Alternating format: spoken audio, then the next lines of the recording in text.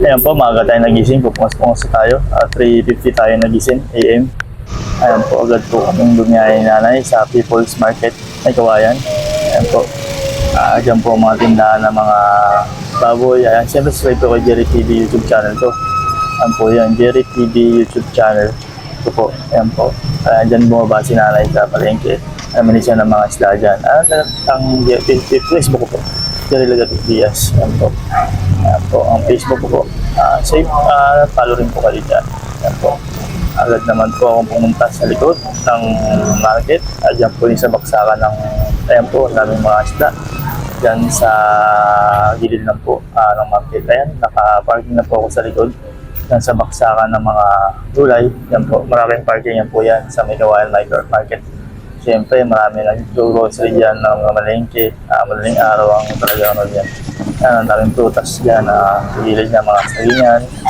Kapulid po yan. Ayan po, talagang maraming paninda. Lalo na pag magang-maga ka. Ayan, dito lang po ako kumakain pagka galing sa likod, gumarahe. Siyempre, kakain muna tayo ng almusal. Yan kay ate. Nagtanong nga kung nagbablog daw ako. Sabi ko, medyo lang. Ayan, nakausap ko lang siya. Kailangan meron sa ibang bansa na kuhanan mo ng... PayPal. Oo, parang ganun. Oo, ang tagal niya nakaano yan. Talagang tinabaho niya.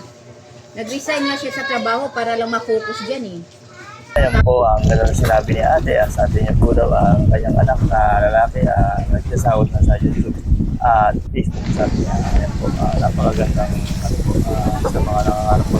Ito po, mag-content, ayan po, YouTube, Facebook. Ayan po, ayan po, na po ako sa People's Market. Ayan po, mga mahal, ay sa vlogger po yan. Ayan, lagi po yan. Sa kanyang tindahan po, mga halo-halo. Pupunta na po tayo sa may ate. Sabi niya dito pong pulihan ng panggulo sa shop. Yan, nasa likod na po ako na papalingan namin ng buko na ako. Ayan po, nakapaglatag na po tayo. Si nanay, paglatag na tayo, nakakadating tayo ng 5:10. Nakapaglatag tayo ng 6.